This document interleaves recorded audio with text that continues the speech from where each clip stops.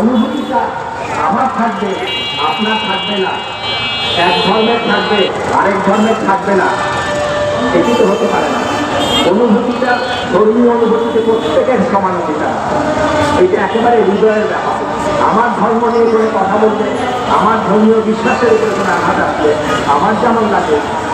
এখন যদি বলি এই ঘটনাটি যদি অন্য কোনোখানে হতো, ঠিক উল্টো জায়গায় হতো, তাহলে তো কি হতো সেটা জানেনি আপনারা। সুতরাং যারা এই কাজটি করছে, আমি স্পষ্ট করে বলতেছি, যারা এই কাজটি করছেন তারা বুকে হাত দিয়ে বলুন, যে চিন্তা করুন আপনাদের নিয়ে যদি এই কথাগুলো বলা হতো, আপনাদের ব্যাপারে যদি এই কাজটি করা হতো, তাহলে আপনাদের অনুভূতিতে আঘাত লাগতো কি না।